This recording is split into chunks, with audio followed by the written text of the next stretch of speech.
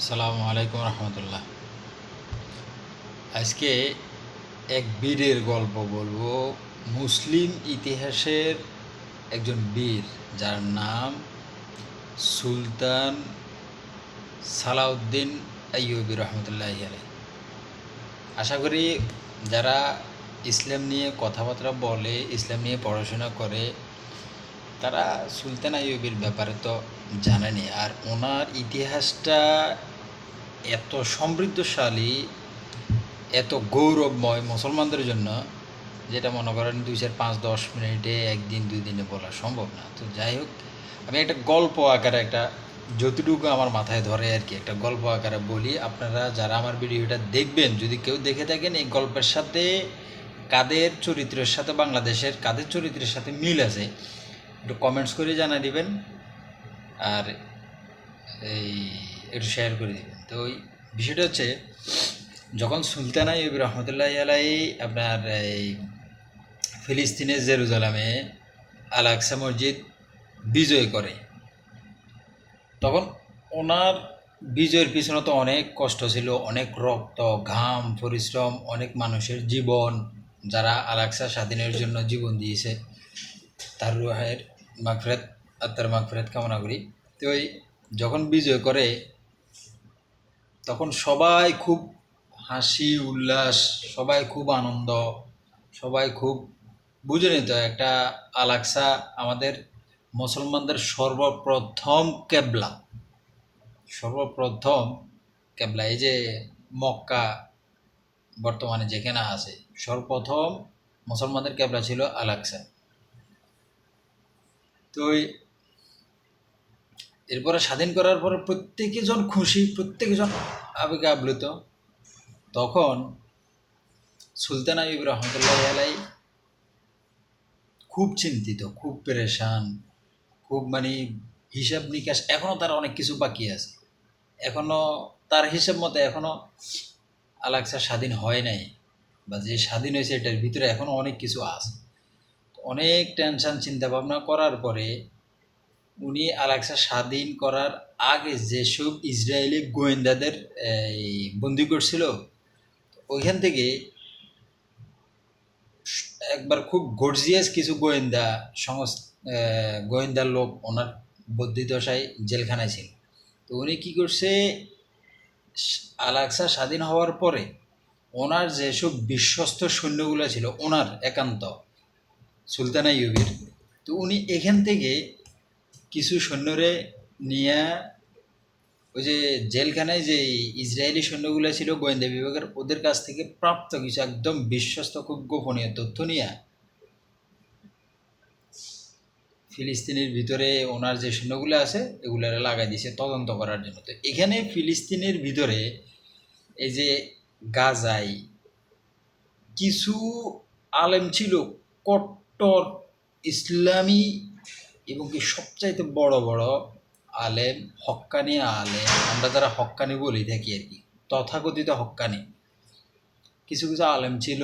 তাদের খুব খ্যাতি ছিল, তারা খুব আমলওয়ালা ছিল, তারা খুব ফরেজগার ছিল, তারা খুব ইসলাম নিয়ে খুব জ্ঞানী জ্ঞানী ছিল, ইসলাম নিয়ে চিন্তা ভাবনা করতো। তো এরকম এক ইমাম ছিল, এক এক দাঁড়িয়ে এত বড় বড়, মানে তার ইসলামী শিক্ষা দীক্ষা অনেক বেশি, তার খ্যাতি আছিল, নাম আছিল, যশ আছিল, তারে মানুষে খুব সম্মান করতো, মানুষে খুব মানতো। ইসলামিক কোনো কিছু সমস্যা হইলে তার কাছে যাইতো, সুরা হাল্লাই, এই যে ফতু হাল্লাই, তারপরে সমসাময়িক ইসলামিক যেসব বিষয়গুলো মানত। তো অনেকগুলো আলেম ছিল এরকম, ফিলিস্তিনে গাজায় অনেকগুলো আলেম ছিল এরকম। এই যে বর্তমানে যারা এসব নাম দিয়ে দিয়ে তসবিজ হবে, অমুক রহমতুল্লাহ আলাই, অমুক রহমতুল্লাহ আলাই, তো ওই আলেমগুলারে সুলতান আইয়ুবী রহমতুল্লাহ আলাইয়ের যে গোয়েন্দা শাখার লোকগুলো ছিল, তারা মনে করেন ওই আলমগুলার 2 জন 3 জন করে ওই আলমগুলার বাসা বাসা যাইতো, এবং ওই আলমগুলার যাই আগে আশপাশের এলাকা থেকে খোঁজ খবর নিত, নিয়ে এই আলামটা কেমন, কি আসল বিষয়, গোয়েন্দাদের যেসব বিষয়ে জানা থাকে, দরকার থাকে, ওইসব বিষয়ে জানতো। জানার পরে এক ইমাম আসলে সবচাইতে বড়, ঠিক আছে, ওনার কাছে গেছে। ওনার কাছে যাইয়া ইসলামিক কিছু বিষয়াদি জানলো, এবং কি ওরা সর্বপ্রথম যাইয়া ওনার পিছনে নামাজ পড়ছে, নামাজ পড়ি ওনার মানে চলাফেরা, মুভমেন্ট, কথা বলা, এগুলো একটু ফলো করলো। ফলো করার পরে ওরা ওর বাসায় গেছে। বাসা যাওয়ার পরে এই ইমামের বউ এ আইয়ুবের গোয়েন্দাদের সর্বপ্রথম নাস্তা কে দিছে জানেননি? শরাব, ময়া, এই মদ মদ মদ দিছে ওনাদেরকে, ড্রিঙ্কস করালে। তারপরে উনি আস্তে আস্তে ইমামের সাথে ওনারা একান্ত জড়িত হয়ে বন্ধুত্ব সুলভ আলাপ আলোচনা করার পরে ইমাম গড়গড় গড়গড় গড়গড় করে ওনার ভিতরে যা ছিল সব কিছু বলে দিছে। ইসলাম নিয়ে কীভাবে তারা বিদ্বেষ ছড়ায়, মুসলমানদের কাছে তারা কিভাবে ভালো সাজছে, মুসলমানদের সাথে একসাথে উঠা বসা করে, মুসলমানদের এই খ্রিস্টানদের প্রতি তারা যেন ঘৃণা না করে, খ্রিস্টানদেরকে যেন তারা না মারে, খ্রিস্টানদেরকে যেন তারা কোনো কিছু না করে, আক্রমণ না করে। এই যে এই ইমামগুলা মসজিদে থাকি থেকে এইসব কাজগুলা করতো। ওই যে খ্রিস্টানরা মুসলমানদেরকে মারতো আর এরা বুঝাইতো কি, মানে মুসলমানরা যেন তাদের প্রতি আক্রমণাত্মক না হয়, তাদের প্রতি কিছু না করে, সব সময় মানে মুসলমানদেরকে ডরভয়ের ভিতরে রাখতো। ঠিক আছে?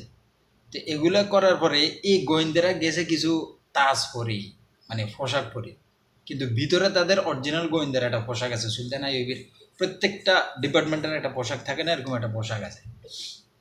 তো গাজার ভিতরে এরকম কিছু কিছু আলেম আছিল, মুসলমানদেরকে খালি করতো।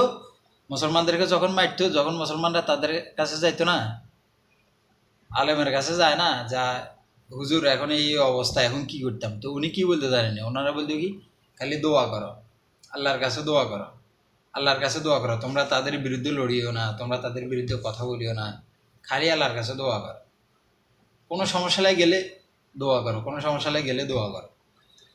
তো এই গোয়েন্দা বিভাগরা সব কিছু ফাঁস করে বাইর করার পরে যখন মাথার তাজ আর গায়ের এই আবরণটা খুলে ফেলছে, তখন ইমাম তো দেখে ফেলছে এগুলো তো সুলতান আইয়ুবের গোয়েন্দা। তখন ইমাম দিছে দৌড়। এরকম একজন অনেকগুলো, এই যে 3000 আলেমকে সুলতান আইয়ুবে হত্যা করছে কেন জানেন? আমার এই পুরোটা গল্প যদি আপনারা, আমি কতটুকু বুঝাইতে পারছি জানি না।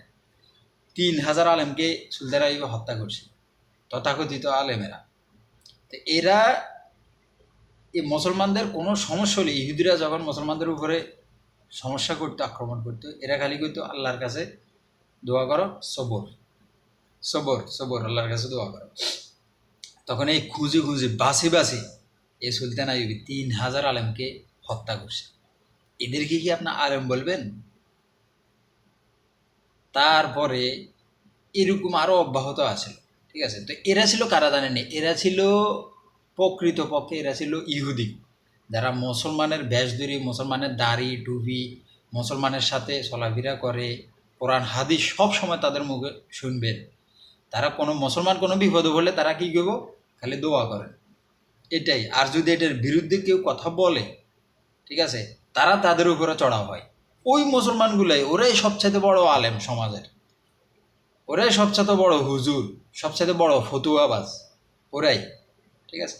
তো এই গল্পটার ভিতরে বাংলাদেশে কোন কোন লোকগুলার সাথে মিল আছে, এই যে খ্রিস্টান হুজুরগুলা মুসলমানগো ইসলাম গ্রহণ করলো, কোরআন শিখলো, হাদিস শিখলো, মাসলা মাসাইল শিখি, মুসলমানদের ভিতরে বিদ্বেষ ছড়ায়, মুসলমানদের বিপক্ষে কথা বলে, এরকম কে আছে কমেন্টস করে জানাই দিয়ে। বাংলাদেশে কার সাথে এরকম কোন হুজুরদের সাথে মিল আছে? এখন তো মানে পরিস্থিতি